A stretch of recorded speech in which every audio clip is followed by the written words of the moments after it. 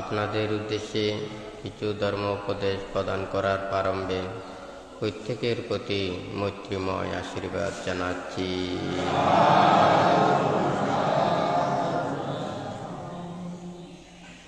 ধর্ম শ্রবণ করার পূর্বে প্রত্যেকে সেটা নিজের মনকে শান্ত দান্ত সমাহিত করে তীরত্নের প্রতি শ্রদ্ধা উৎপন্ন করে কর্মফলকে বিশ্বাস রেখে জন্মান্তরের সেই পুণ্য রাশিকে স্মরণ করে আপনারা প্রত্যেকে নীরবে ধর্ম শ্রবণ করুন।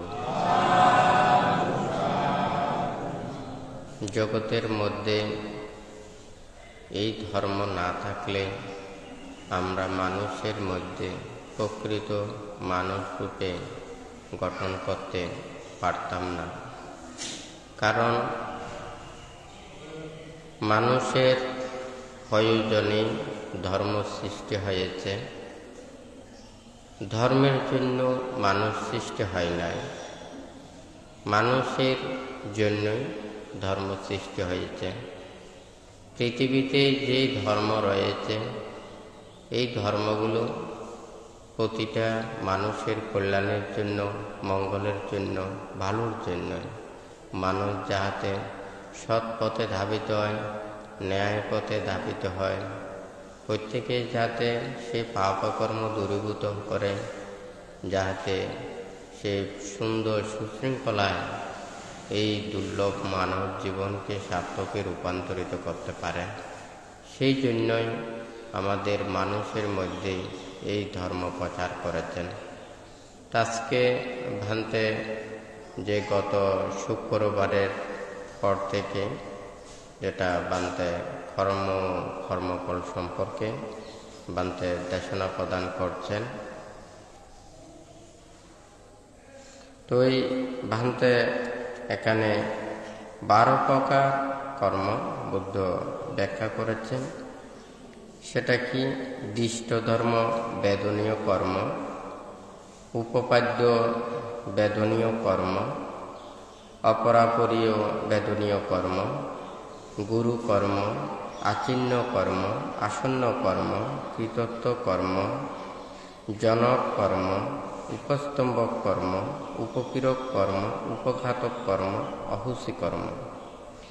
এখানে এই 12 প্রকার কর্মে কাকে বলে গত শুক্রবারে বান্তে দেশনা প্রদান করছেন। এবং কর্ম এবং এই যে কর্মর বীজ কিভাবে সৃষ্টি হয়, এই যে কর্মগুলো যাহাতে আমাদের যে এটা কার কিভাবে কখন ফল প্রদান করে, এখানে 12 উপায়ে ফলটা প্রদান করে। আজকে এখানে প্রথম কর্মফল সম্পর্কে বান্তে দেশনা প্রদান করবেন। প্রথম সেটা হচ্ছে যে দৃষ্ট ধর্ম বেদনীয় কর্ম, অর্থাৎ ইহজন্মে আমরা কর্ম সম্পাদন করে ইহজন্মে সেটা ফল লাভ করি এবং দর্শন করতে পারি। দৃষ্ট ধর্ম বেদনীয় কর্ম, দৃষ্ট ধর্ম মানে যেই ধর্ম আমি কর্মটা সৃষ্টি করে ইহ জন্মে আমরা সেটাকে দর্শন লাভ করতে পারি, এটাকে দৃষ্ট ধর্ম বলেছেন।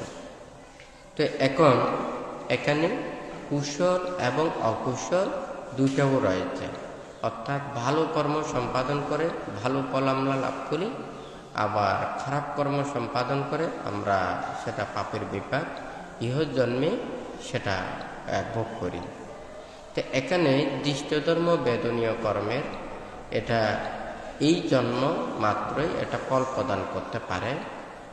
যেমন ওখানে উপবাদ্য বেদনীয় কর্ম এটা মানে 2 জন্ম পর্যন্ত দিতে পারে। তারপরে যেটা এই অপরাপরী বেদনীয় কর্ম এটা 3 জন্ম পর্যন্ত দিতে পারে।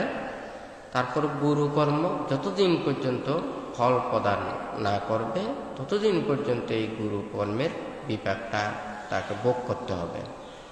যদি সে পরিনির্বাপিত হয় তাহলে একমাত্র সে পরিনির্বাণের পূর্বে যদি বিপাক দিতে না পারে, তাহলে একমাত্র সেটা বিমুক্ত হলেই একমাত্র সম্ভব এই কর্মের বিপাকগুলোকে এড়িয়ে যাওয়া। কিন্তু যতক্ষণ না পর্যন্ত সে বিমুক্ত হতে না পারে, এই গুরুকর্ম অবশ্যই তাকে ফলভোগ করতে হবে। তো এখানে আজকের বিষয়টা দৃষ্টধর্ম বেদনীয় কর্ম। তো এটা হচ্ছে যে এই জন্মে কর্ম করে, এই জন্মে সেটা ফলভোগ করা। তা আমরা অনেক কিছু এখানে আগুন দেখতে পাই। যেমন মনে করুন একটা দিয়াশলাইয়ের আগুন আছে। একটা দিয়াশলাইয়ে যখন আগুন জ্বলে, ওই কাঠিতে যতক্ষণ পর্যন্ত মানে আগুনটা ধরে রাখার সময়টা আছে ততক্ষণ পর্যন্ত সেটা থাকে। কিন্তু একটা পাথরে যখন ঘর্ষণ করে একটা আগুন উৎপন্ন হয়, এটা কিন্তু ঘর্ষণ মাত্রেই উৎপন্ন হয়, তৎক্ষণাৎ সেটা আবার এটা আর থাকে না। আবার যদি সেই আগুন যদি মনে করুন সেটা যদি চেরাগ কিংবা প্রদীপে হয়, তাহলে এটা অনেকক্ষণ পর্যন্ত থাকে। যতক্ষণ পর্যন্ত সেটা তেল থাকবে ততক্ষণ পর্যন্ত এটা মানে এই আগুনটা থাকবে।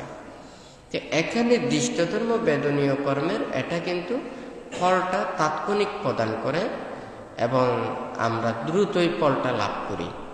তবে এটা যদি দ্রুত ফল প্রদান করতে না পারে, পরবর্তীতে সেটা দিতে পারে না। একটা পাথরের যেমন পাথরের ঘর্ষণ করলে সাথে সাথে উৎপন্ন হয় এবং এর পাশে যদি উপাদান পায় তাহলে সেটা স্থিত হয়। এটা যদি উপাদান না পায় তাহলে এটা কি হয়ে যায়, এটা আবার বন্ধ হয়ে যায়। ঠিক তদ্রূপ দৃষ্টধর্ম বেদনীয় ক্ষেত্রেও এটা কুশল এবং অকুশল এগুলো রয়েছে। যেমন তাৎক্ষণিকভাবে সে মানে এমনই গুরুতর কর্ম করেছে, তাহলে সে কর্মের বিপাকটা সাথে সাথে ভোগ করেছে। এভাবে অনেক কিছু উপাখ্যান আছে, দৃষ্টান্ত আছে। আমি এতগুলোর ওখানে যাচ্ছি না, যেহেতু এখানে কথাগুলোকে এখানে এটা হচ্ছে যে ফলটা ভোগ করা। আমরা যাহা কিছু কর্ম করি, এই কর্মের এটা নানান উপায়ে এটা ফল প্রদান করে থাকে। তো গত শুক্রবারে কিন্তু বান্তে কর্মটা সৃষ্টির যেটা এটা সম্পর্কে বান্তে দেশনা করেছেন। সেটা কি একটা বীজ, একটা অপরিপক্ক বীজ, পরিপক্ক বীজ, একেবারে সেটা সম্পূর্ণ অপরিপক্ক, বা অর্ধপক্ক, সম্পূর্ণ অপরিপক্ক, আর একটা হচ্ছে পরিপক্ক। এইভাবে ভান্তে গত শুক্রবারে দেশনায় বলেছেন।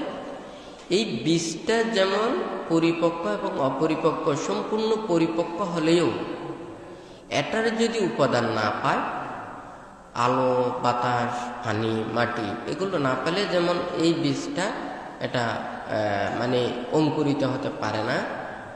তো এখানেও একটা বীজ সেটা পরিপক্ক হয়েছে বটে, এটা কোন সময় ফল প্রদান করবে, কিভাবে প্রদান করবে, নাকি এটা প্রদান করবে না, এটার এই যে ফল বিপাকের নানান প্রকারে এই ফলটা প্রদান করতে পারে।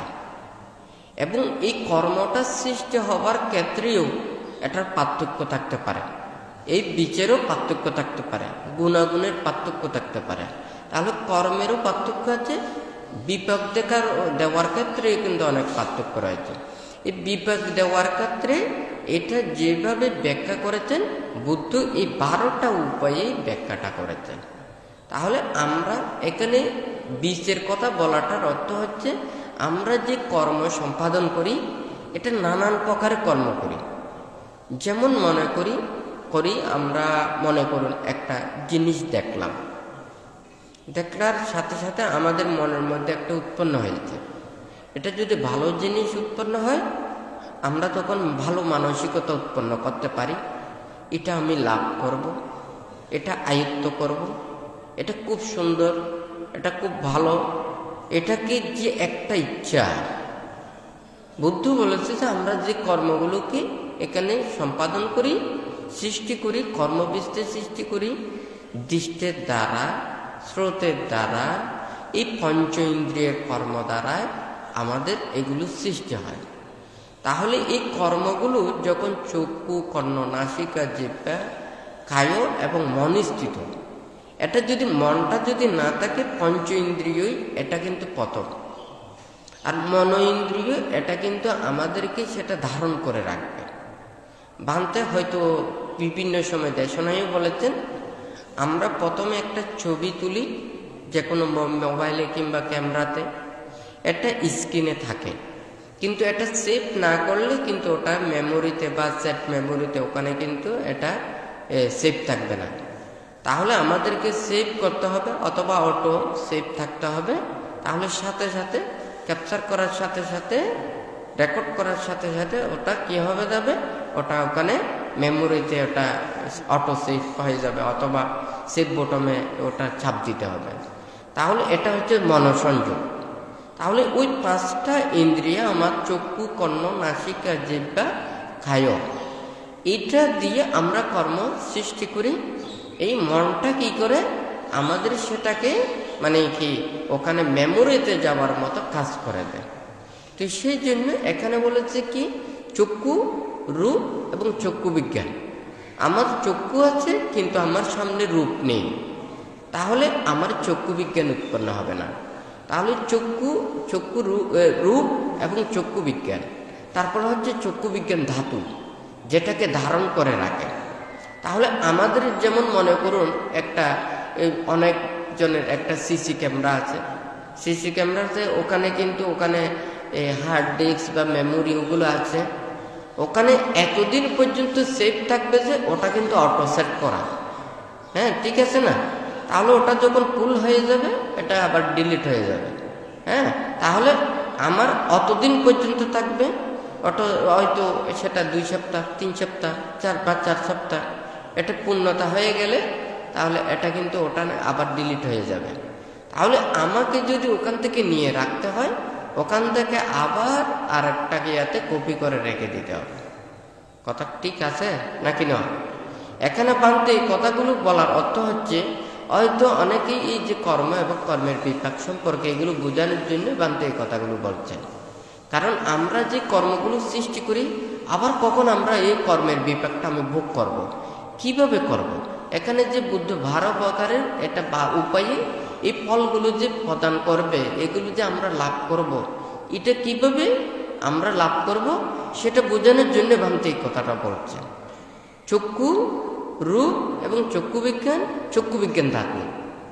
কারণ আমার এই চক্ষুটা হচ্ছে যে সেটা স্কিনের মতো, হ্যাঁ, সেটা পর্দার মতো, হ্যাঁ, কিন্তু এটা যদি আমার সামনে যদি একটা যদি রূপ না থাকে, আমরা যা কিছু চোখের সামনে দেখি এটা কিন্তু আমাদের চোখের পর্দায়ও বাসে, ঠিক আছে না?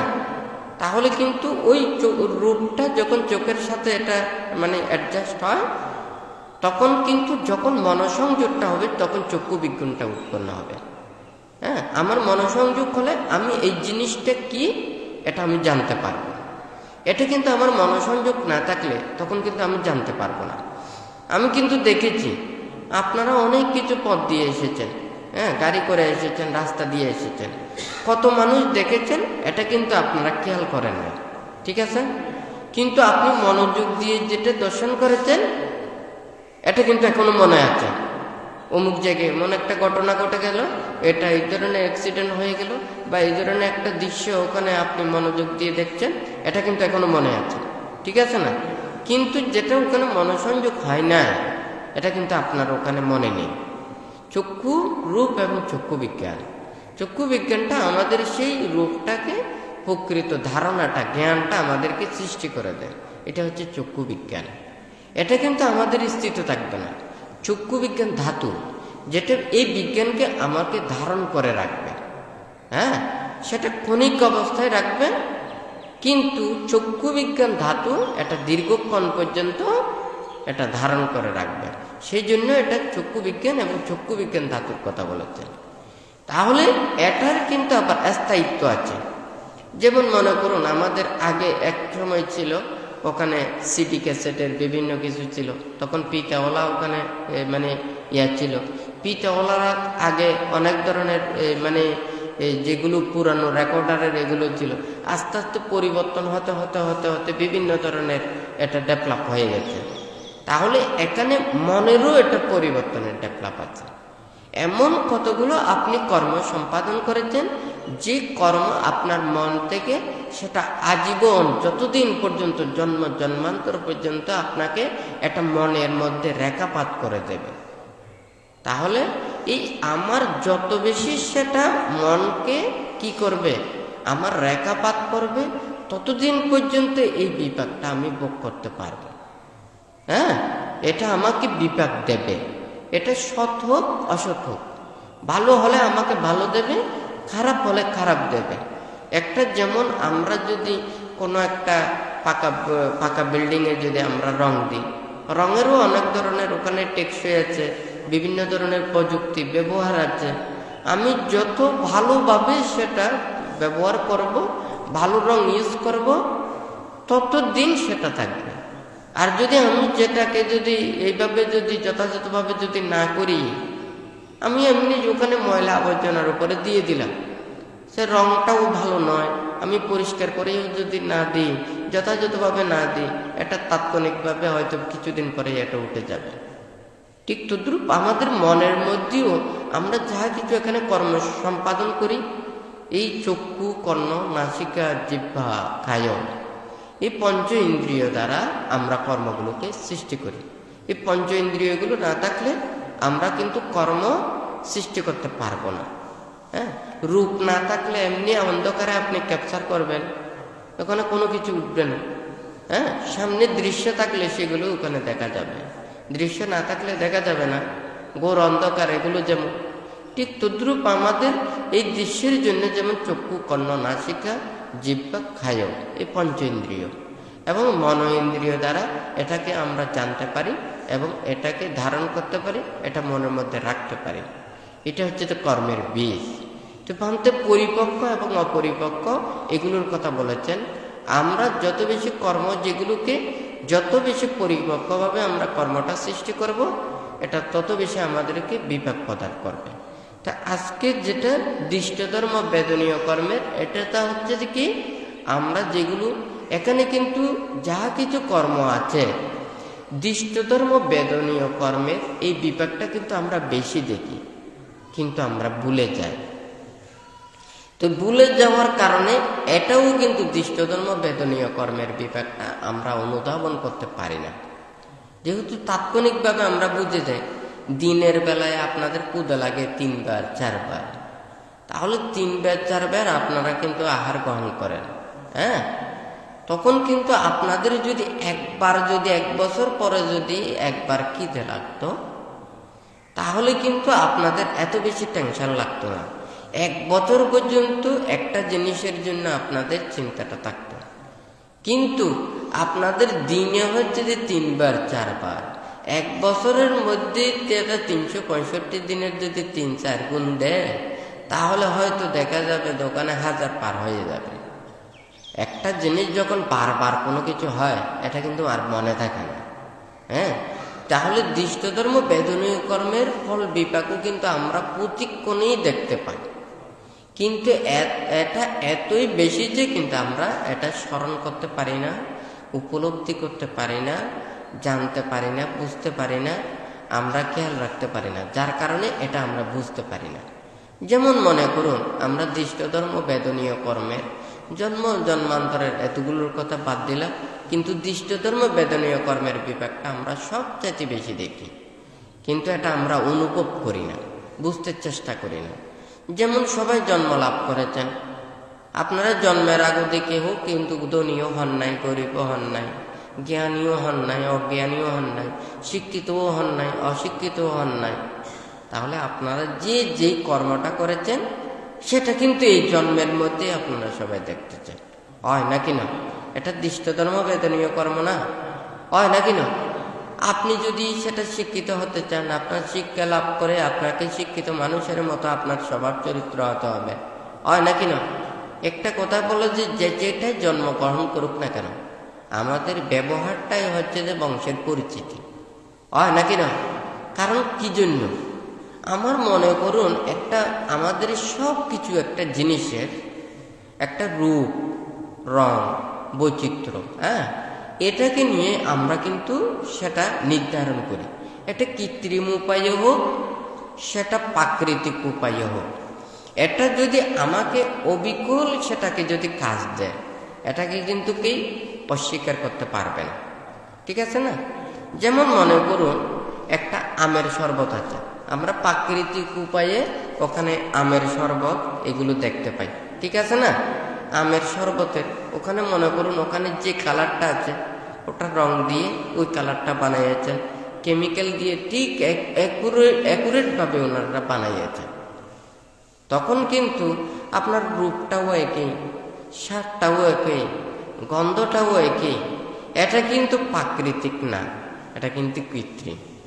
এটাকে কি আপনি অস্বীকার করতে পারবেন? এটা যখন এটা প্রাকৃতিকের মতো হয়েছে, এটা কিন্তু আমাদেরকে বিশ্বাস করতে হবে, হয় নাকি না? হয় এটা কৃত্রিম হতে পারে, এটা তো অবিকল, আমাকে বিশ্বাস করতে হবে, হয় নাকি না? তাহলে ঠিক তদ্রূপেও আমাদেরকেও এই যেটা আমরা একটা দেখতে পাচ্ছি এটাকে তো আমাকে স্বীকার করতে হবে, হয় নাকি না? আপনি শিক্ষা করেন নাই, হ্যাঁ, লেখাপড়া করেন নাই, স্কুলেও আপনি যান না, কিন্তু আপনার অভিজ্ঞতা, আপনার চর্চা, হয়তো আপনি সার্টিফিকেট পান না, কিন্তু আপনি অপরজনকে তো শিক্ষা দিতে পারবেন। যেমন একটা কথা বলি, যেমন অনেকজন ছাত্র আছে লেখাপড়া করেন, সে কিন্তু এসএসসি পাস করেছে, খুব ভালো ব্রিলিয়েন্ট ছাত্র, সে কিন্তু হাই স্কুলের ছাত্রকে পড়াতে পারবে, হয়তো কিন্তু সে স্কুলের ওখানে অনুমতি পাবে না, হ্যাঁ, কোনো একজন সে শিক্ষক হবার জন্য ওখানে সার্টিফিকেট পাবে না, কোনো একটা শিক্ষা প্রতিষ্ঠানে কিন্তু ওখানে হয়তো সে শিক্ষকতার যোগ্যতা অর্জন করবে না। সে কিন্তু হাই স্কুলের ওখানে শত শত ছাত্রকে সে শিক্ষা দিয়ে যোগ্যতা সম্পন্ন করতে পারবে। কথাটা ঠিক নাকি বেঠিক? কিন্তু আরেকজন সে কিন্তু উচ্চ ডিগ্রিতে সম্পন্ন, সে কিন্তু ওখানে আইএ বিএ মাস্টার্স পাস করেছেন, ওনার কিন্তু ওখানে বিএড আছে, হ্যাঁ, এমএড আছে, কিন্তু ছাত্রকে ওখানে মানে ওইভাবে শিক্ষা দেওয়ার মতো ওই যোগ্যতা ওর কাছে, সে মেধা নেই। সে কিন্তু ওখানে সার্টিফিকেটও পাবে, সে ওখানে স্কুলেও লেখাপড়া করাতে পারবে, সে কিন্তু এই দিকে কিন্তু সব কিছু বৈধ, কিন্তু সে কিন্তু হয়তো একজন ভালো ছাত্র সে তুলতে পারবে না, হ্যাঁ, গঠন করতে পারবে না। কিন্তু ওই যোগ্যতা সম্পন্ন সে যে একটা মেধাবান, সে কিন্তু এসএসসি পাশ করেই ওই এসএসসি ওখানে কি ছাত্রদেরকে পড়াতে পারে। সে পড়াইয়ে যদি ওদেরকে যদি শিক্ষা দিতে পারে, উত্তীর্ণ করতে পারে, এটাকে কিন্তু আপনি কি অস্বীকার করতে পারবেন? হ্যাঁ, তাহলে আমাদের ফলটাই হচ্ছে যে, সেটা হচ্ছে যে কি আসল। যতই কিছু এগুলো হোক না কেন, আমাদের জ্ঞানটা বড় জিনিস, আমাদের আয়ত্তটা বড় জিনিস। আপনাকে অনেক মানুষ খারাপ বলতে পারে, আপনি যদি খারাপ কাজ না করেন, অন্যায় কাজ না করেন, এমন কোনো যেই কাজ কানুন করলে আপনাকে কেউ ওখানে আইনের মধ্যে খারাপ বলতে পারে না, নীতির মধ্যে খারাপ বলতে পারে না, কারো চোখে জ্ঞানী গুণী সৎ এগুলোর পক্ষে আপনার কোনো খারাপ নয়, দৃষ্ট নয়, তাহলে সেটাকে কিন্তু আপনার প্রতি আপনার বিশ্বাস থাকতে হবে। হ্যাঁ, তো দৃষ্ট ধর্মটা হচ্ছে যে এটা আমরা যা কিছু দেখতে পাই, এটা যদি সঠিক হয় এটাকে আমাদেরকে মেনে নেওয়া। হ্যাঁ, তাহলে যত কর্ম আছে, যেগুলো বাহ্যিক অনেক কিছু আছে যেগুলোকে আমরা সেটাকে মেলাতে পারি না, তখন আমরা অন্য একটা সাইজ দিয়ে সেটা বলতে পারবো। কিন্তু দৃষ্ট ধর্ম বেদনীয় কর্মের যেটা আমরা সবাই দেখতে পাচ্ছি, এটাকে কিন্তু আমরা কেউ অস্বীকার করতে পারবো না। তাহলে দৃষ্ট ধর্ম বেদনীয় কর্মের ফলটা আমরা সবাই বেশিরভাগই দেখতে পাই, এটা কিন্তু আমাদেরকে অনুধাবন করতে হবে, বুঝতে হবে। পরকালেরটা পরে, কিন্তু আমরা যে এটা দেখতে পাচ্ছি এটা আমাদেরকে স্বীকার করতে হবে, হয় নাকি না? যেমন মনে করুন সে ভালো কাজ করলো, তাকে অবশ্যই ভালো মানুষ বলবে, সে খারাপ কাজ করবে, সে কিন্তু ওখানে তাকে খারাপও বলতে পারে। তাহলে সে যদি শিক্ষিতের মতো হয় তাহলে তাকে শিক্ষিত বলবে, অশিক্ষিতের মতো কর্ম করলে অশিক্ষিত বলবে, পাপ কাজ করলে পাপী বলবে, পুণ্য কাজ করলে পুণ্য বলবে, হয় নাকি না? তাহলে আমরা যা কিছু কর্ম করি এখানে কিন্তু এই কর্মের ফলটা কিন্তু আমরা এখানে দেখতে পাই। তবে এর মধ্যে ব্যতিক্রম হতে পারে। যেমন মনে করুন একজন মানুষের এই রোগটা হয় নাই, কিন্তু ভুল একটা রিপোর্টে এসে গেছে, আরেকজনের রিপোর্টটা আরেকজনের কাছে, অন্যজনের কাছে ঢুকে গেছে। হ্যাঁ, এই জীবাণুটা ওর কাছে নেই, হয়তো ওখানে যে কোনো একটা ত্রুটির কারণে রিপোর্টটা কিন্তু উল্টো হয়ে গেছে। হয়তো কিন্তু ওখানে মানুষের ধারণাটা ভুল হবে, ওখানে চিন্তা চেতনাটা ভুল হবে। হ্যাঁ, সেই ভুলের কারণেও কিন্তু অনেক ধরনের বিপর্যয় হয়। তাহলে মানুষের মধ্যেও অনেক কিছু আছে, যারা ভালো কর্ম করছে কিন্তু হয়তো সেই মানুষের ওর ভালো কর্ম সম্পর্কে জানে না, এবং মানুষেরা ওকে ভুল বুঝে, তাকে খারাপ হিসেবে মনে করে। তখন কিন্তু অন্য উপায়ে আমাদেরকে করতে হবে, হয় নাকি না? দৃষ্টধর্ম বেদনীয় কর্মের যখন আমি এটা দিয়ে উত্তর পাচ্ছি না, আমাকে সূত্র কিন্তু আর একটা নিতে হবে, ঠিক আছে না? এই সূত্র যখন আমার রেজাল্টটা মিলছে না, আনসারটা হচ্ছে না, তাহলে আমাকে অন্য সূত্রটা ব্যবহার করতে হবে, তো হয় নাকি না? তাহলে ওখানে আছে যে, যেমন সমীকরণে আছে মাঝখানে একটা সমান চিহ্ন আছে। সমানের চিহ্নটা হচ্ছে এই দিকে যতই অঙ্ক বাড়ুক না কেন, এদিকে যতই কম থাকুক না কেন, দুইটাই কিন্তু সমান, হয় নাকি না? এটার রেজাল্টে কিন্তু সমান আসতে হবে, এটাই হচ্ছে সমীকরণ, হয় নাকি না? তাহলে আমাকে যখন আমি একটা সূত্র ওখানে প্রয়োগ করে আমি ওটা মেলাতে পারছি না, তাহলে আমাকে অন্য সূত্র ওখানে ব্যবহার করতে হবে। আমি দৃষ্টধর্ম বেদনীয় কর্মের এটার ফলটা আমি ওখানে পাচ্ছি না, তাহলে সেই মানুষটা আজীবন ভালো কাজ করলো, তাহলে এই মানুষকে খারাপ মানুষে এটা চিন্তা করলো, হ্যাঁ, বা মানুষের কাছে খারাপ হিসেবে পরিচিত হলো। আরেকজন মানুষ সারা জীবন খারাপ কাজ করলো, তাকে ভালো হিসেবে পরিচিত হলো। হ্যাঁ, একটা জিনিস আছে না, মনে করুন ওখানে প্যাকেট আছে, প্যাকেটের ভিতরে জিনিসটা ওখানে ঢুকানোর সময় উল্টা পাল্টা হয়ে গেছে, বাহিরের ওখানে কি আছে, অ্যাড্রেস আছে, ওখানে সব কিছু কিনতে জিনিস দেওয়ার সময় একটা প্যাকেটে ঢুকাতে অন্য প্যাকেটে চলে গেছে, হয়তো কিন্তু ওখানে প্যাকেট বরাবরই যাবে, দেখা যাবে যে এখানে জিনিস পাল্টে গেছে। এই ধরনের হয় নাকি হয় না? তাহলে মানুষের জীবনেও কি এইভাবে ঘটে নাকি ঘটে না? নিশ্চয়ই ঘটে। কোনোদিন এই মানুষ কোনোদিন চিন্তা করে নাই, ভাবে নাই আমার জীবনে এটা হবে, হয়তো হঠাৎ হয়ে গেল। আবার কোনো মানুষ এটাই চিন্তা করলো না আমি জীবনে এতটুকু লাভ করব, কিন্তু সে হঠাৎ লাভ করে ফেললো, হয় নাকি না? লটারি আছে না, হ্যাঁ, হঠাৎ করে সে একদিনই কোটিপতি হয়ে গেল, আর একদম সারা জীবন ওর কষ্ট পরিশ্রম করেও সে লক্ষপতি থেকে কোটিপতি হতে পারল না। হ্যাঁ, এটার উত্তরটা তখন ওখানে কি দিবেন? ওখানে কি আর দৃষ্টধর্ম বলা যাবে? তখন ওই সূত্র আর একটা, এই কপাল, জন্ম জন্মান্তরের যে একটা যার যার একটা পুণ্য পারমি, যার যার একটা এই যে একটা অস্তিত্ব, নিজের একটা যে একটা ফল। যেমন মনে করুন ওখানে কর্ম বীজ আছে, এই বীজটা পরিপক্ক, কিন্তু এমন জায়গায় পড়লো সেটা জমিটা কিন্তু উর্বর জায়গা না। হ্যাঁ, যেই চাষা পেল সেই চাষাও কিন্তু অনভিজ্ঞ, তাহলে বীজটা পরিপক্ক, কিন্তু জায়গাটা অনুর্বর হওয়ার কারণে, চাষা অদক্ষতার কারণে সেই উৎকৃষ্ট বীজও কিন্তু কি করলো, সেটা কিন্তু যথাযথ ফল দিতে পারল না।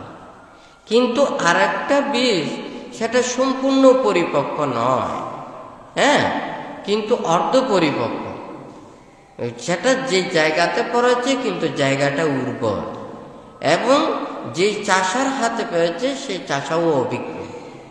তাহলে ওই বীজটা কিন্তু সম্পূর্ণ পরিপক্ক নাও হতে পারে, কিন্তু এটার ফল ওটার চাইতে অনেক কিছু দেবে। তাহলে এখানেও কর্ম এবং কর্মের বিপাকের ক্ষেত্রেও কিন্তু আমরা নানান প্রকারে কর্মর বিপাকটা ভোগ করি। তাহলে এখানে কিন্তু দৃষ্টধর্ম বেদনীয় কর্মের বিপাক আমরা সবাই এখানে দেখি, কিন্তু আমরা সেটা অনুভব করি না, এটা আমরা জানতে চেষ্টা করি না, ভাবি না। হ্যাঁ, কিন্তু এটাকে ভাবলে আমরা কিন্তু অনেক কিছু অর্জন করতে পারি। আবার সব কিছু এই সূত্র দিয়ে সম্ভব নয়, সেই জন্য বান্ত ওই কথাগুলো বলেছেন। হ্যাঁ, তাহলে আমরা যেটা যখন দৃষ্টধর্ম বেদনীয় কর্মসূত্র দিয়ে আমরা যদি না পাই, তাহলে আমাদেরকে অন্য একটা উপায় বের করতে হবে। তাহলে সে তো কোনো কষ্ট করলো না, পরিশ্রম করলো না, তাহলে সে হঠাৎ করে সে কোটিপতি হয়ে গেল, হয় নাকি না? তাহলে এটা অদ্ভুত বিষয় না। তাহলে এইটা হচ্ছে যে তার অতীতের কর্মফল, ওর বিপাক, হ্যাঁ, ওর যে একটা পুণ্য পারমী। আমরা সবাই বলে একটা বলি কপাল, এটা সব ধর্মের সব মানুষই বলে কপাল। যার কপালে আছে তাহলে সে পায়। সে দুর্ভাগা যেদিকে যায় নদী শুকিয়ে যায়। হ্যাঁ, একটা কথা আছে না, দুর্ভাগা যেদিকে যায় নদী শুকিয়ে যায়। হ্যাঁ, আর যার কপালে আছে সে যেদিকে যায় তার শুধু সব জায়গায় সে কিন্তু দিন দিন ঊর্ধ্ব দিকে চলে যায়। তার কোনো এত বাধা থাকে না, প্রতিবন্ধকতা থাকে না। মানুষের প্রিয় অপ্রিয়, ভালো মন্দ অনেক সময় এটা অনেক কিছু সেটা নির্ভর করে। তো যাই হোক, আজকে যেটার বান্তে কথাটা বলছেন, সবাই আমরা দৃষ্টধর্ম বেদনীয় কর্মের ফলটা সব চাইতে দেখি, আমরা এটাকে দর্শন করি, আমরা তাহলে সব চাইতে বেশি আমরা উপকার লাভ করতে পারব। আমরা তবে দৃষ্টধর্ম বেদনীয় কর্মের ব্যতিক্রমের দিকে যাই না, এটা না গেলে আমাদের জন্য মঙ্গল। কারণ একটা জিনিস, যেমন মনে করুন আমরা হীরা দিয়ে কাজ করি, হ্যাঁ, হীরা দিয়ে কাজ করি আমরা, কিন্তু সেই হীরাটা কিন্তু আমাদের কিন্তু খাওয়ার জন্য নয়, সেটা কিন্তু বিষ। এটা আমাদের কাজের জন্য। এটা যদি আমরা আহার হিসেবে গ্রহণ করি কিন্তু আমাদের বিষক্রিয়া করবে। আমরা দৃষ্টধর্ম বেদনীয় কর্মকে আমরা সৎভাবে ভাবি, আমরা অসৎভাবে না। আবার অসৎভাবে ভাবলে যদি বলেন যে আপনি কর্ম করে উপায় করতে পারেন, আমি কর্ম না করেই করতে পারি, হ্যাঁ হ্যাঁ, তাহলে সে কিন্তু অন্যায় চিন্তা করলে এটাও করতে পারে। আপনি 30 দিনে কামাবেন, আমি একদিনে কামাবো। হ্যাঁ, সে 30 দিন সারাদিন পরিশ্রম করলো, সে যেই দিন ওটা আয় রোজগার করে বেতন নিয়ে আসলো, একদিনে হাইজাক করে ফেলল। হ্যাঁ, তাহলে ওর 30 দিনে কামাই করছে, সে কিন্তু একদিনে কামাই করছে। এটা উদ্দিষ্ট ধর্ম, এটা উদ্দিষ্ট ধর্ম, ঠিক আছে না? কিন্তু এই দৃষ্টকর্ম হচ্ছে যে কি, আমি একটা জিনিসকে বৈধ উপায়ে যদি আমি নিতে চাই, তাহলে সেটা আমার ব্যতিক্রম কোনো কিছু হবে না। কিন্তু আমি এটা অবৈধভাবে যদি আমি নিতে চাই, এটা এক সময় না এক সময় আমাকে রিয়াকশন দেবে। সেই জন্য বুদ্ধ বলেছে যে আমি এমন কোনো কর্ম করব না, যেই কর্ম করে আমি যদি সুখ প্রত্যাশা পেতে চাই, তাহলে আমি কাউকে দুঃখ দিয়ে নয়, কষ্ট দিয়ে নয়, আঘাত দিয়ে নয়, অনিষ্ট করে নয়। আমি যদি কাউকে দুঃখ দিয়ে কষ্ট দিয়ে যদি আমি সুখের জন্য চিন্তা করি, আমার যে মঙ্গলের জন্য যদি চিন্তা করি, তাহলে সেই মঙ্গল এবং সুখ আমার দীর্ঘস্থায়ী হবে না, এটা ক্ষণস্থায়ী হবে। আমাকে হয়তো কিছুক্ষণ পরে আবার দুঃখ পেতে হবে, হয় নাকি না? কিন্তু আমি যে সুখটা, যে শান্তিটা, যে ফলটা আমি কাউকে দুঃখ না দিয়ে, আঘাত না দিয়ে, কারো অনিষ্ট না করে, কারো ক্ষতি না করে যদি আমি সেটা যদি চিন্তা করি, এটার ফলটা কিন্তু আমাকে দীর্ঘক্ষণ দেবে। হ্যাঁ, এটা কিন্তু আমার পরবর্তীতে কিন্তু আমাকে কষ্ট দেবে না, দুঃখ দেবে না, হয় নাকি না? এখনো দৃষ্টধর্ম বেদনীয় কর্মের যদি আমি ভালোটা ভাবি, তবেই আমি কষ্ট করে পরিশ্রম করে আমি অর্জন করব। আর যদি আমি এটাকে চিন্তা না করে, আমি যদি খারাপ চিন্তা করে যদি আমি করি, তাহলে এটা আমি যতই কিছু ভালো লাভ করি না কেন, আমার এই বিপাকটা কিন্তু এক সময় না এক সময় দেবে, হয় নাকি না? যেমন একটা কথা বলি, এটা হয়তো আমি এখানে নাম বলছি না বা বলছি না। এক সময় মনে করুন একজন মানে ছোট, তার মা বাবারা মাস্টার আছেন, ছেলে সে মানে ছেলেদেরকে শিক্ষা ক্ষেত্রে হোক বা একটা মানে উপদেশের ক্ষেত্রে হোক, একটা লাঠি দিয়ে, লাঠি নয়, এটা হয়তো লোহার যে কোনো কিছু দিয়ে বাড়ি দিয়েছে। কিন্তু এই বাড়িটা দিয়েছে যে সেটা কিন্তু এই জার্মটা কিন্তু ওখানে ভিতরে ঢুকে গেছে, তখন কিন্তু খেয়াল করে নাই। তো এটা কিন্তু মানে ছোটকালে দিয়েছে, এটা আস্তে আস্তে ভিতরে যেতে যেতে সময়ের একটা ইয়াতে এটা কিন্তু ক্যান্সারে রূপান্তরিত হয়ে গেছে। সেই ছেলেটা যখন ওখানে প্রায় 16-17 বছর তখন ওখানে যখন ট্রিটমেন্ট করতে যায়, তখন কিন্তু ওখানে জার্মের ইয়েটা কিন্তু ওখানে রিপোর্টের মধ্যে ধরা পড়ে গেছে। কিন্তু এই জার্মটা ঢুকেছে তো অনেক বছর আগে, হ্যাঁ, কিন্তু একটা দিন ইনফেকশন হতে হতে গিয়ে এটা ক্যান্সারে রূপান্তরিত হয়ে যায়। এটা যখন পুরো শরীরে যখন ছড়িয়ে গেছে, তাকে আর ওখানে অনেক কিছু ট্রিটমেন্ট করার পরও তাকে কিন্তু ওখানে বাঁচাতে পারে না। তাহলে কিন্তু ওখানে ছোট একটা আঘাত, সেই আঘাতও কিন্তু একটা সময় যখন পরিপক্ক হয়ে যায়, এটা বিরাট বিশাল আকার ধারণ করে। ঠিক তদ্রূপ আমরাও এমন কোনো কর্ম করব না যে কর্ম হয়তো আমার একটা কণিক সুখের জন্য, কণিক একটা লাভের জন্য, কণিক একটা আয়ের জন্য আমি যদি একটা পাপ বা অন্যায় একটা খারাপ কর্ম করি, এটা কিন্তু আমার ভিতরের মধ্যে একটা ইনফেকশন হয়ে যাবে। আপনি সবাইকে ফাঁকি দিতে পারবেন, কিন্তু আপনার বদ অভ্যেসটাতে ছাড়া আপনার কঠিন হয়ে যাবে। কিন্তু এই অভ্যেসটা যখন আস্তে আস্তে আস্তে আস্তে যখন এটা গাঢ় হয়ে যাবে, তখন কিন্তু এটাই আপনার কাল হয়ে যাবে।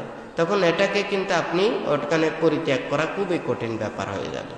তাহলে একটা কিন্তু আপনি যদি যারা খারাপ অভ্যেস করেন, খারাপ বদ অভ্যেস করেন, ওরাও জানেন যে এটা খারাপ, কিন্তু উনি যখন এটা অভ্যেস করেছেন, এটা গ্রহণ করেছেন, এটা কিন্তু তখন এটা খেয়াল করে না এটা যে আমার নেশা হয়ে যাবে, এটা আমার পরবর্তীতে আমার নিজের জীবনেরও ক্ষতি হয়ে যাবে, এই অভ্যেসটাও আমার জীবনের রোগ শোক ভয় উপদ্রব নানান কিছু সৃষ্টি হবে। তখন কিন্তু তার মনের মধ্যে এতগুলো কিন্তু উৎপন্ন হয় না। এটা যখন আস্তে আস্তে যখন গাঢ় হয়, নেশাগ্রস্ত যখন হয়ে যায়, তখন সে কিন্তু এগুলোকে পরিত্যাগ করতে পারে না। হ্যাঁ, হয় নাকি নয়? তাহলে আমরা দৃষ্ট ধর্ম বেদনীয় কর্মকে সে এইভাবে উপায় করে গ্রহণ করেছে, আমি বৈধ পথে না গিয়ে আমি অবৈধ পথেও এটা উপার্জন করতে পারি, এটা সৃষ্টি করতে পারি। তাহলে কিন্তু আমাদের জন্য সেটা ভালো হবে না, হয় নাকি না? যেমন এক সময়ে ওখানে চায়না থেকে ডিম বাইর করেছে নাকি, হ্যাঁ, এখন যেভাবে কুসুম আছে ঠিক কুসুমও ভিতরে আছে, বাইরের যেগুলো আছে এগুলো সব ফ্যাক্টরিতে ডিম বানিয়ে ফেলেছে। উপরে দেখতে একেবারে মনে হয় যে এটা একটা অরিজিনাল একটা ডিমের মতো। শুধু তাই নয়, বিভিন্ন ধরনের ওখানে উপাদানগুলো আছে, যেমন নাট আছে, বিভিন্ন বাদাম আছে, হ্যাঁ, বিদেশি যেগুলো চায়না বাদাম, এগুলো কিন্তু ফ্যাক্টরিতে ওখানে কিন্তু ডুপ্লিকেট বানানো হয়। অনেকে কিন্তু জানে না, একই কিন্তু এটা যেটা ফ্যাক্টরিতে বানানো হয় ওটাও দেখতে কিন্তু বাইরে সিল মারা, কিন্তু ওখানে ন্যাচারাল লেখা আছে, কিন্তু আসলে এটা ন্যাচারাল না, এটা ফ্যাক্টরিতে বানানো হয়েছে, এটা কিন্তু বাদামটা। হ্যাঁ, তো যাই হোক, এখানে কিন্তু বান্তের বলাটা হচ্ছে একটা কৃত্রিম উপায়ে আসা আর একটা হচ্ছে প্রাকৃতিক উপায়ে আসা, এটা কিন্তু এক নয়। আমরা আজকে এই কৃত্রিমকে ব্যবহার করতে গিয়ে এতগুলো বিপর্যয়ের সৃষ্টি হয়েছে। আমরা যদি প্রাকৃতিককে যদি মেনে চলতাম, আমরা প্রাকৃতিক ভারসাম্যকে মনে রেখে আমরা যদি সবাই চলতাম, আমরা আজ এত বিপর্যয়গুলো সৃষ্টি হতো না। এই ভূমিকম্প, মহামারী, নানান ধরনের যেগুলো এই প্রাকৃতিকের উপরে যেগুলো অত্যাচারগুলো চলতেছে, এইগুলোর কারণেই এতগুলো সৃষ্টি হচ্ছে। আমরা একটা কথা বলি, এখানে হয়তো যেহেতু বানতে এখানে কর্ম সম্পর্কে যখন এই কথাটা এসেছে, প্রাকৃতিক বিপর্যয় একটা, এখন দেখুন একটা পৃথিবীর যখন উপরে যেগুলো গাছপালা বিভিন্ন প্রাণী এগুলো যখন সৃষ্টি হয়, এটা কিন্তু এটার আবহাওয়া জলবায়ু এটাকে ম্যাচিং করে সেই স্থানেই কিন্তু উৎপন্ন হয়।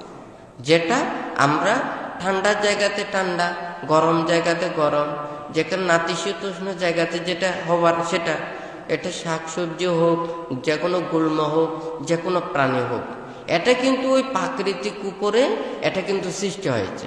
কিন্তু আমরা প্রাকৃতিককে সেটা আমরা বিশ্বাস করতে চাই না। আমাদের মেধা, জ্ঞান, বিজ্ঞান এতগুলো হয়েছে যে আমরা রাতকে দিন বানাতে চাই, দিনকে রাত বানাতে চাই, গরমকালকে ঠান্ডা বানাতে চাই, ঠান্ডাকে গরম বানাতে চাই।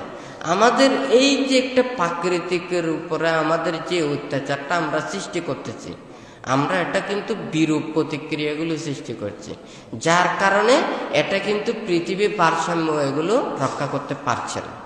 হ্যাঁ, যেমন এক একটা জায়গাতে এক একটা মাটি, জলবায়ু, এগুলো কিন্তু মানুষের দেহের গঠনগুলো সৃষ্টি হয়, প্রাণীর গঠনগুলো সৃষ্টি হয়, উদ্ভিদের গঠনগুলো সৃষ্টি হয়। আমাদের এই পৃথিবীর মনে করুন বাংলাদেশের যেই ওখানে জলবায়ুর অবস্থানে রয়েছে, এই জলবায়ু যখন চেঞ্জ হয়ে যাবে, এখানে প্রাকৃতিক বৈশিষ্ট্যগুলোও কিন্তু চেঞ্জ হয়ে যাবে, মানুষের বিভিন্ন কিছু গঠন এগুলোও চেঞ্জ হয়ে যাবে। কিন্তু আমরা তো সেটা করতে চাই না। আমরা ওই আমেরিকাতে বাংলাদেশ করতে চাই, বাংলাদেশকে আমেরিকা করতে চাই। কিন্তু আমেরিকাতে যেগুলো হয়েছে সেখানের অবস্থানে যেগুলো, সেখানেই এটার জন্য এটা সুইটেবল। কিন্তু এটা যদি আমরা এখানে করতে চাই, এটা কিন্তু হয় না।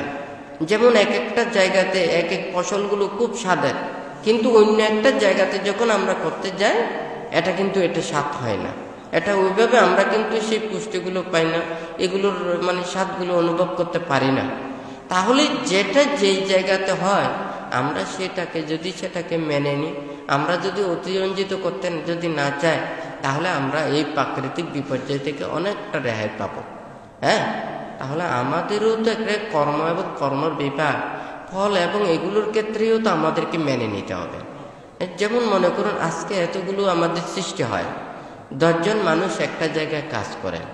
হ্যাঁ, একটা কাজ করে ওখানে একটা রুটিন আছে, আপনার 10 জন মানুষ কাজ করবেন, এত পার্সেন্ট যতটুকু ওখানে আয়ত্ত করতে পারবেন, তার বেতনও ততটুকু হবে। ঠিক আছে না? তাহলে আপনি যদি মনে করুন 1000 করতে পারেন, আপনার বেতন 1000, 2000 করতে পারলে 2000, 3000 করতে পারলে 3000, 10,000 করতে পারলে 10,000। আপনি যতটুকু যোগ্যতা সম্পন্ন হয়ে যতটুকু কাজ করবেন, এটাকে কিন্তু আপনাদের সবাইকে মেনে নিতে হবে। যখন বেশি করছে, সেটাকে আমাদেরকে মেনে নিতে হবে। বেশি করছে, আমি কেন বেশি করতে পারছি না? একটা কথাই আমি ওখানে বলেছি, এই প্রসঙ্গ নিয়ে যখন একটা স্কুলের কথাটা আসে, যখন স্কুলে কখন নকলটা আসে, হ্যাঁ, একজন ছাত্র যখন নিজের জ্ঞানকে নিজে স্বীকার না করে, নিজের অভিজ্ঞতাকে স্বীকার না করে, নিজের যোগ্যতাকে মেনে না নেয়, তখন কিন্তু নকলের কথাটা আসে। যেমন মনে করেন আমরা প্রতিটি যে ছাত্ররা যখন লেখাপড়া করি, যার যোগ্যতা সম্পন্ন, মেধা সম্পন্ন, এটাকে যদি আমরা স্বীকার করি, আমরা পরীক্ষা দেব, আমরা যাত্রা অনুযায়ী আমরা রেজাল্টটা পাবো, হয় নাকি না? কিন্তু আমরা স্বীকার করি না। না, আমার তো যোগ্যতা অনুযায়ী আমি হয়তো ওখানে মানে এতটুকু আনসার আমি দিতে পারবো, আমি আনসার ওখানে 40 পাবো না, এটা আমি মেনে নিতে পারছি না, আমাকে 80 পেতে হবে। তাহলে আমাকে নকলের আশ্রয় নিতে হবে, হয় নাকি না? অবৈধ পথটা আমাকে গ্রহণ করতে হবে। যখন আমি নিজের গুণ জ্ঞানকে আমি যদি স্বীকার করতে না পারি, তখন কিন্তু আমার অবৈধ পথের চিন্তাটা আসবে। আমি নকল করেও পারছি না, তখন আমি মাস্টারকে হুমকি দিয়ে আমাকে পাস করাই দিতে পারছি, হয় না? কথা ঠিক আছে না? আমরা যদি যার গুণটাকে যদি আমরা মেনে নিই, আমাকে এটা মেনে নিতে হবে, আমার যেহেতু গুণ জ্ঞান দক্ষতা কম, সেই জন্য আমি বেশি উপার্জন করতে পারছি না। আরেকজনের তার মেধা, শ্রম, অভিজ্ঞতা অনেক বেশি, সে বেশি উপার্জন করছে। যে বেশি উপার্জন করছে তার প্রতি আমি হিংসা উৎপন্ন যদি না করি, আমি যদি অল্প পাই, আমার মেধা অনুযায়ী সেটাকে যদি আমরা স্বীকার করি, এটাকে যদি আমরা মেনে নিই, এটা যদি আমি সন্তুষ্টিতে প্রকাশ করি, তাহলে কিন্তু আমার কি চিন্তা আসবে না, তার প্রতি একটা হিংসা উৎপন্ন হবে না, ঈর্ষা উৎপন্ন হবে না। তাহলে আমাদের এই মেনে নেওয়ার শক্তিটা আমাদের থাকতে হবে। হ্যাঁ, আরেকজনের সে দিন উপরের দিক করতেছে, আমি তার প্রতি যদি আমি লোভটা উৎপন্ন করি, ঈর্ষাটা উৎপন্ন করি, তখন আমার রাগ উৎপন্ন হবে, লোভ উৎপন্ন হবে, দেশ উৎপন্ন হবে, মোহ উৎপন্ন হবে, হয় নাকি নয়? আর যদি আমার স্বীকার করার যদি আমার ক্ষমতা থাকে, তখন কিন্তু আমার রাগ উৎপন্ন হবে না, বিদ্বেষ উৎপন্ন হবে না, আমি নিজেকে ধৈর্যশীল হব, আমি সংযমশীল হব, আরেকজনের প্রতি আমার আস্থা থাকবে, নিজের প্রতিও আস্থা থাকবে, একজন অপরজনের সুখে দুঃখে আরেকজনের সেই লাভটাকেও সে সন্তুষ্টি প্রকাশ করবে। সে যখন উন্নত হয়েছে, সে যখন ওখানে নিচের দিকে আছে তার প্রতি দয়াবান হবে, তাকে সাহায্য করবে, হয় নাকি না? তাহলে এই যে একটা শিক্ষা আমরা ধর্মকে ওখানে ব্যবহার করি। ধর্মটা কি? বুদ্ধ বলেছেন যে মানঞ্চা পজানাতি ধম্মে চ পজানাতি। আমরা যখন এই চক্ষু না থাকলে এই পৃথিবীর যতই সৌন্দর্য থাকুক না কেন, এগুলো কিন্তু আমাদের কোনো কিছু এখানে মূল্য আসে না, হয় নাকি না? আপনার এই চোখ দুইটা নষ্ট করেছে বা নষ্ট হয়ে গেছে, আপনাকে পৃথিবীর যতই ওখানে সিনারি জ্ঞানীমূলক জায়গা, দর্শনীয় স্থান এখানে যতই পরিবর্তন করুন না কেন, আপনার কোনো লাভ নেই, যেহেতু আপনার চক্ষুটা নেই। চক্ষু না থাকলে এই রূপের কোনো মূল্য এখানে আপনার নেই। ঠিক তদ্রুপ মানাঞ্চা পজানাতি ধম্মে চ পজানাতি। আপনার মন না থাকলে ধর্মের কোনো প্রয়োজন নেই। ভালো কোন মনটা? আপনার মন সুন্দর মন থাকতে হবে, ভালো মন থাকতে হবে, পবিত্র মন হতে হবে। হ্যাঁ, তাহলে আপনার মন যত সুন্দর হবে, ভালো হবে, আপনি ধর্মকে তত বেশি আপনি জানতে পারবেন, বুঝতে পারবেন, আয়ত্ত করতে পারবেন, ওটা উপলব্ধি করতে পারবেন। আমার মন নেই, আমি ধর্ম আচরণ করতেছি, আমি ধর্মের ফল লাভ করতে চাই, আমি ধর্মজ্ঞান লাভ করতে চাই, কখনো হবে না। আপনার যখন জিহ্বায় যখন রুচি থাকবে না, আপনার যখন পেটের খিদে থাকবে না, আপনার যখন আগ্রহ থাকবে না, যতই উন্নত মানের আহার আপনাকে খাওয়ার ওখানে দোক না কেন, আপনি তৃপ্তি পাবেন না, স্বস্তি পাবেন না, শান্তি পাবেন না। আহারের যে একটা মানুষেরা যে একটা তৃপ্তি অনুভব করে, এই তৃপ্তিটা আপনার কোনো কিছু থাকবে না। হ্যাঁ, পেটের ভিতরে ঢুকে দিলে সব কিছু যদি তৃপ্তি হয়ে যেত, তাহলে আজীবন ওখানে অনেক কিছু ওখানে খাওয়া যেত, কিন্তু সেই তৃপ্তিটা আমাদের মনটা কিন্তু পূরণ করতে পারে না, হয় নাকি না? সেই জন্য বুদ্ধ বলেছেন যে কি মানাঞ্চা পজানাতি ধম্মে চ পজানাতি। তাহলে আমাদের মন যত বেশি সুন্দর হবে, যত বেশি পবিত্র হবে, যত বেশি ভালো হবে, আমরা ধর্মকে উপলব্ধি করতে পারবো, হয় নাকি না? একটা আয়না, আয়নার উপরে যত ময়লা থাকবে তত কিছু ওখানে কিন্তু ওই আয়না দিয়ে আমরা কোনো কিছু দেখতে পাবো না। আয়না যত পরিষ্কার হবে, তাহলে সামনে যে দৃশ্যটা তত ক্লিয়ার আমরা দেখতে পাবো, হয় নাকি না? আমাদের মনের পর্দাও যত বেশি আমরা পরিষ্কার করতে পারবো, এই পৃথিবীর সত্যগুলোকে জানতে পারবো, মানুষের এগুলো সম্পর্কে জানতে পারবো, সব কিছু সম্পর্কে আমরা উদ্ঘাটন করতে পারবো। হ্যাঁ, বানতে একটা কথাই বলেছেন যে আমরা কেউ কোনো মানুষ আসলে খারাপ না, কোনো মানুষ পাপী না, কোনো মানুষ আসলে খারাপ চিন্তা করে না। আমরা ছোট কাল থেকে জেনে একটা মানুষ যদি কোনো মানুষ কষ্ট পায়, দুঃখ পায়, তাকে উপকার করার জন্য এগিয়ে আসে। কিন্তু মানুষ খারাপ হয় কেন? ভান্তে একটা কথা বলেছেন, খারাপ হওয়ার পিছনে কয়েকটা কারণ আছে। একটা হচ্ছে যে খারাপ উপাদান, আরেকটা হচ্ছে যে খারাপ সঙ্গী, আরেকটা হচ্ছে খারাপ পরিবেশ। এই যে তিনটে জিনিস প্রথম একজন মানুষকে খারাপের দিকে নিয়ে যায়, হয় নাকি না? তাহলে একটা খারাপ পরিবেশ, একটা হচ্ছে যে খারাপ সঙ্গী, আর একটা হচ্ছে যে খারাপ উপাদান। এই তিনটে জিনিস যদি না থাকে, একটা স্বাভাবিকভাবে কোনো মানুষ খারাপ হতে পারে না, হয় নাকি না? তারপর আরেকটা হচ্ছে যে সে কখন আবার খারাপ হবে, সে যদি আঘাত পায়, কষ্ট পায়, সে নির্যাতিত হয়, সে নানান প্রকারের দুঃখ অনুভব করে। যেমন একটা মাটি, ভান্তে বলেছে যে হয়তো অনেক দেশনায় অনেক সময় মানুষেরা শুনেছে, দেশনায় ভান্তে কথা বলেছে, এখানে হয়তো অনেকে কিছু বলতে পারে, ভান্তে তো কর্মফল সম্পর্কে বলতেছে। হ্যাঁ, আজকে আবার এগুলো, কারণ কথা প্রসঙ্গে যেগুলো বলতে হয় ওখানে বলতেই হবে, আমাকে যেটা আছে সামনে সেটাকে আমাকে অতিক্রম করতে হবে, হয় নাকি না? তাহলে একটা যদি মনে করুন, সে যদি এখন মন, সবার মন ভালো, সবার মন সুন্দর, সবার মন এটা, হ্যাঁ, একটা মাটি, সেটা পানি দিলে সেটা নরম হবে, কিন্তু এই মাটিটা যখন পানি যখন সেটা চলে যাবে, এটা যত বেশি তাপ পাবে, যত বেশি আগুনে পুড়বে, এই মাটিটা শক্ত হয়ে যায়। তাহলে আমাদের মানুষের মন কখন নিষ্ঠুর হয়ে যায়, কখন পাপক্লিষ্ট হয়ে যায়, কখন এত অত্যাচার অনাচার এগুলো করে, যখন মানুষের মন নির্দয় নিষ্ঠুর কখন হয়ে যায়, যখন সে কিন্তু এটা কষ্ট অনুভব করে। হ্যাঁ, ওই মাটি যখন যেটা পুড়তে পুড়তে সেটা শক্ত হয়ে যায়, মানুষের মনেও যখন এই ঘাত প্রতিঘাত নিন্দা তিরস্কার অপবাদ মানুষের নির্যাতন অত্যাচার এগুলো যখন সে বারবার ভালো করতে গিয়ে সব সময় সে অত্যাচারিত হয়ে গেছে, তখন সে আর ভালো সেটা আর ভালো থাকে না।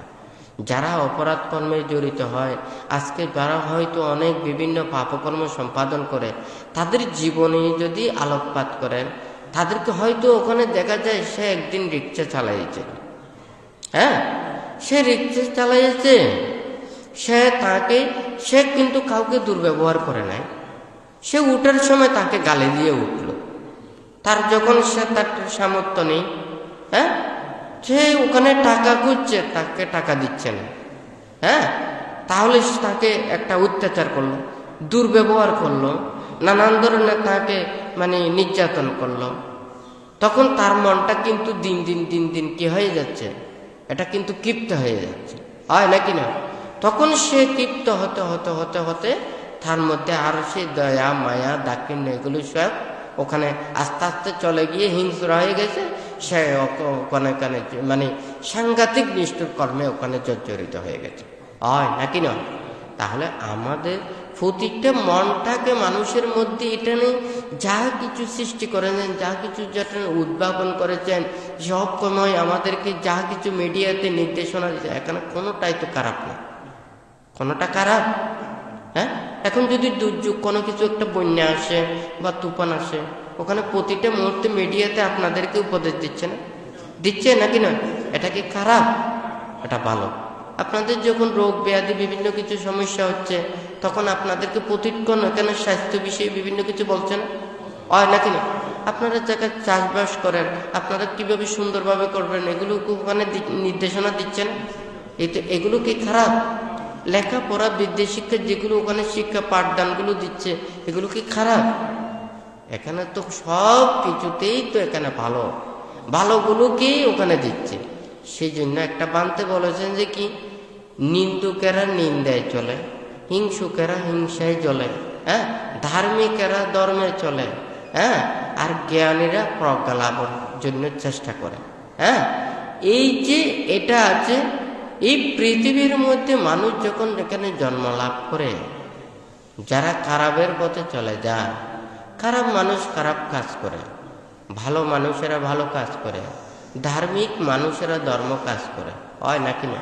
আপনারা ধর্মের কাজের জন্য এসেছেন, মনকে পবিত্র করার জন্য এসেছেন, নিজের ধর্ম উপলব্ধি করার জন্য এসেছেন।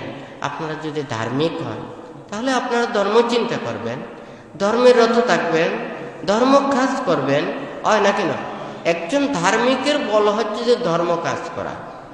ধর্ম আমি যতটুকু চিন্তা করব, তত আমার মন তত বেশি ওখানে বলবান হবে, শক্তি যোগাবে, হয় নাকি না? ধার্মিকের বলটাই হচ্ছে ধর্ম। আমি যদি ধার্মিক হই, আমি ধর্ম থেকে যদি দূরে যাই, আমি ধর্ম কথা যদি না ভাবি, তাহলে তা আমি নিজের বলটাই তো নিজেরটা ক্ষুণ্ণ করলাম। আমার বল যেটা আমাকে বাড়াতে হবে, হয় নাকি না? আমি সেটাকে না বাড়াই যদি আমি কে কি করতেছে, কে কি বলতেছে, এটা আমার বড় জিনিস না। আমার জীবনকে রক্ষা করার দায়িত্ব সর্বপ্রথম আমার। আমি স্বর্গে যাব নাকি আমি নরকে যাব? হ্যাঁ, আমি ভালো কাজ করব নাকি আমি খারাপ কাজ করব? এটা তো সব কিছুতে প্রথম চিন্তাটা হচ্ছে আমার। আমি যদি ভালো পথে যেতে চাই, তাহলে আমার প্রচেষ্টাটাই সব চাইতে বেশি আমাকে কাজে দেবে। হ্যাঁ, আমার যদি ইচ্ছে না থাকে, কেউ আমাকে জোর করে কোনোদিন ভালো পথে আনতে পারে না। তাহলে এই পৃথিবীতে ভালো মানুষ যারা ভালো কাজ করে যাবে, খারাপ মানুষেরা খারাপ কাজ করে যাবে। এই পৃথিবীর মধ্যে এইভাবেই মানুষের জীবনটাই হয় নাকি না? তাহলে ধার্মিক যারা মানুষ ধর্মকর্ম করে যাবে, কেউ ধর্ম আচরণ করে কোনো ধর্মের শিক্ষাতে কাউকে অত্যাচার করা, অনাচার করা, দুর্ব্যবহার করা, কাউকে অনিষ্ট করা, কাউকে ক্ষতি করা, কারো প্রতি আঘাত দেওয়া, এটা কোনো ধর্মে বলে না। ভান্তে সর্বপ্রথমে এটা বলেছেন, চক্ষু যেমন আমার রূপের প্রয়োজন, আমার ধর্মেরও আমি যদি ধর্মের প্রতি যদি আমার শ্রদ্ধা থাকে, আমার মনটাকে গুরুত্ব দেব, আমার মনটাকে পবিত্র করব, সুন্দর করব, ভালো করব। যত বেশি আমি মনটাকে ভালো করব, তত বেশি আমি ধর্মের গুণগুলো লাভ করতে পারবো, ধর্মটাকে উপলব্ধি করতে পারবো, বুঝতে পারবো। তাহলে ধর্মটা মানুষের জন্য, মানুষের কল্যাণের জন্য। মানুষের মধ্যে কত এটা অরাজকতা, যুদ্ধ বিগ্রহ, মারামারি, হিংসে কত কিছু। তাহলে এই ধর্ম আচরণ করে আমরা এগুলো দূরীভূত করার জন্য এই হচ্ছে যে ধর্ম। আমার মনের ভিতরে যেগুলো পাপ রয়েছে, এই পাপগুলোকে ধ্বংস করে কেউ কাউকে অনিষ্ট না করার জন্যই তো ধর্ম, হয় নাকি না?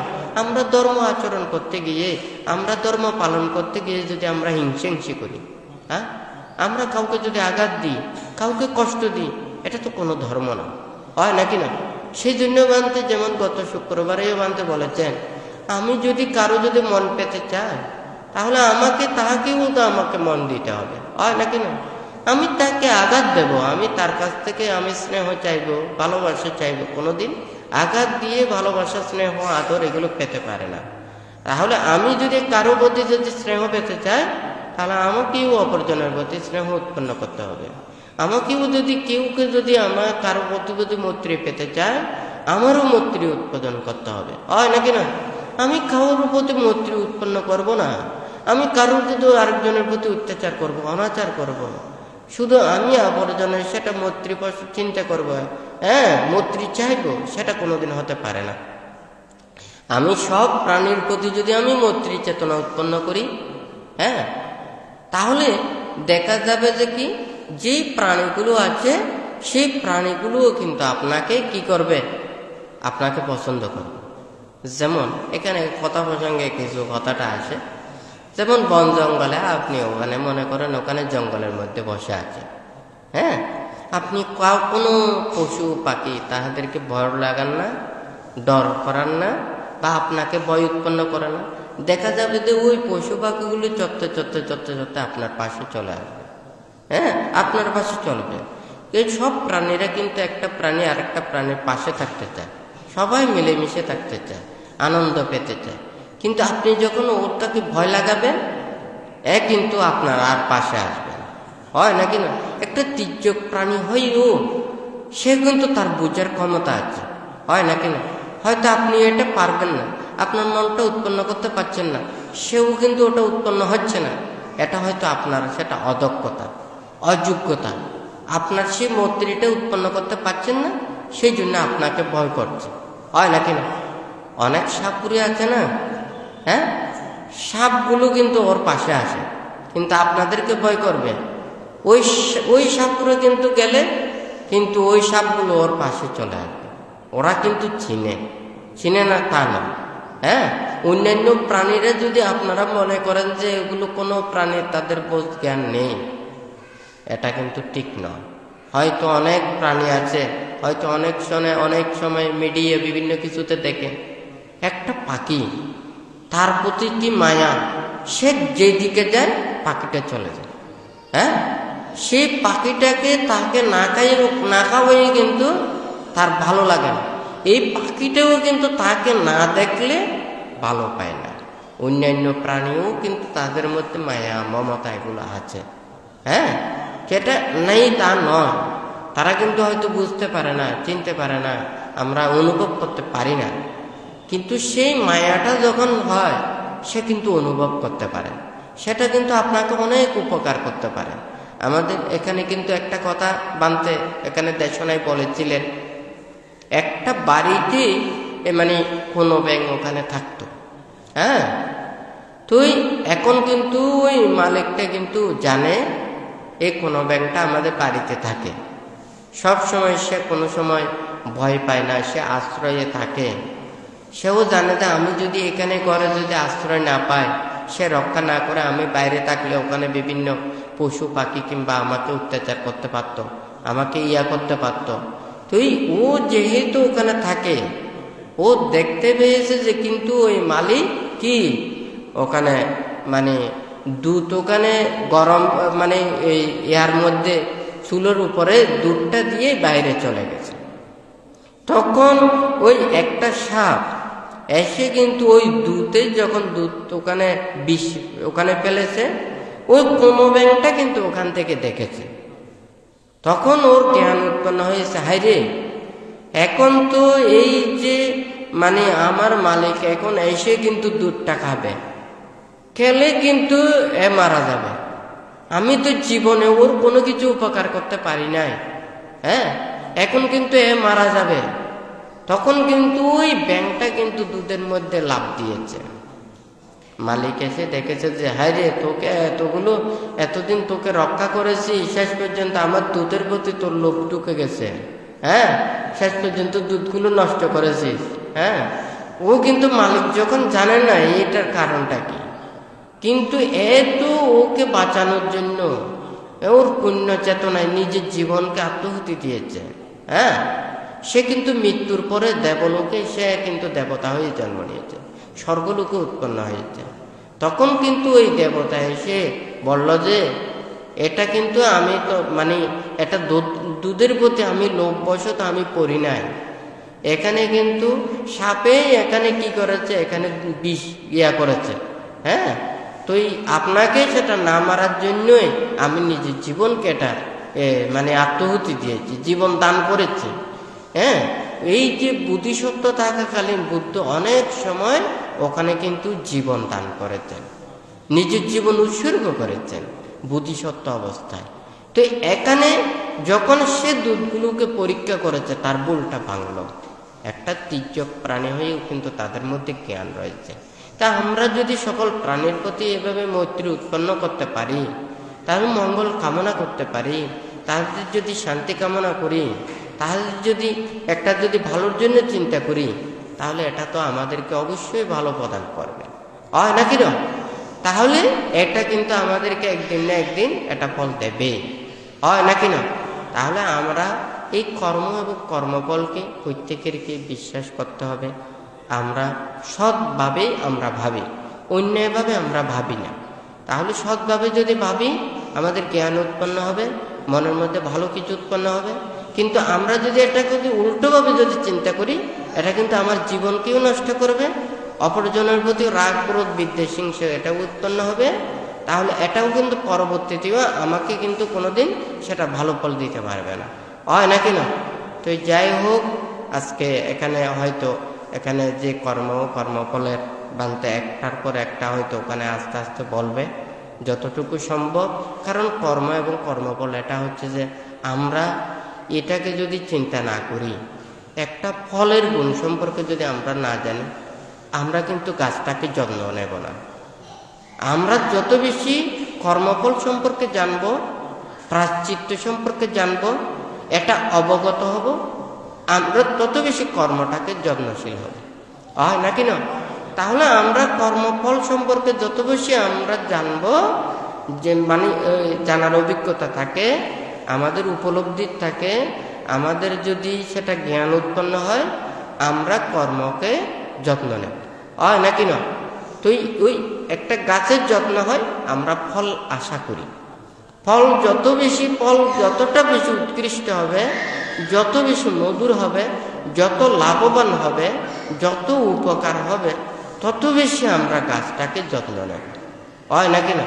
তাহলে এই কর্ম এবং কর্মফল সম্পর্কে বুদ্ধ অনেক কিছু ব্যাখ্যা করেছেন। এটা পাঠ্যানের কথাটা আসবে, কার্যকারণের কথাটা আসবে, এবং বিভিন্ন অভিধর্মের পিটকের যে অনেক কিছু ওখানে ব্যাখ্যা করেছেন। হ্যাঁ, এটার কথাও আস্তে আস্তে ওখানে এক এক সময় এক একটা বানতে এখানে দেশনা প্রদান করবেন। তো যাই হোক, আজকে এখানে আপনারা যারা সমবেত হয়েছেন, আপনারাও যাতে প্রত্যেকে নিজেদের স্ব কর্মর প্রতি একটা শ্রদ্ধা ভক্তি বিশ্বাস রেখে নিজের জীবনকে, দুর্লভ মানব জীবনকে যাতে আপনারা সুন্দর এবং সৎকর্মের মাধ্যমে যাতে জীবন গঠন করতে পারেন। বুদ্ধ উপদেশ দিয়েছেন যে একটা মালাকার যেমন, হ্যাঁ, মানে অনেক পুষ্পকে নিয়ে সে সাজাইয়ে সেই মানে মালাকে দর্শনীয় করে তোলে বা আকর্ষণীয় করে তোলে, এবং মানুষের সেটা যত বেশি সেটা মালাকারের যোগ্যতা যেমন থাকে, যোগ্যতা অনুযায়ী সেটাকে মূল্যবান করে তোলে। আমরাও দুর্লভ মানব জীবন লাভ করে এই মালাকারের মতো এই সুন্দর পুষ্পতাকে নিয়ে আমাদের জীবনটাকে যাতে আমরা সুন্দর করি, যে যত বেশি সদ্গুণে গুণান্বিত হই, একে অপরের ভালো মন্দ এগুলো বিচার করে আমরা যাতে সৎকর্মে রত থাকি, অপরের উপকার, সাহায্য, কল্যাণ, মঙ্গল, ধর্ম এগুলোর কথা চিন্তা করে যাতে নিজের জীবনকেও যাতে ভালো করতে পারি, দেশ, সমাজ, রাষ্ট্র এবং প্রত্যেকে যাতে ওখানে মানে এগুলো যাতে সুখে হয়, সমৃদ্ধি হয় এবং প্রত্যেকে শান্তিতে, নিরাময়ে, নির্বিঘ্নে যাতে সবাই থাকতে পারে, সেইভাবে আপনারা সেটা প্রত্যেকের কামনা করবেন। এবং আজকে যারা আপনারা সমবেত হয়েছেন বুদ্ধ ধর্ম সংঘের প্রতি, ত্রিরত্নের প্রতি শ্রদ্ধা রেখে এবং কর্মফলকে বিশ্বাস রেখে আপনাদের প্রত্যেকের জীবনের যে শান্তি এবং মঙ্গল কামনা করে তথাগত বুদ্ধের কাছে আশীর্বাদ প্রার্থনা রেখে 3 বার সাধুবাদ প্রদান করুন।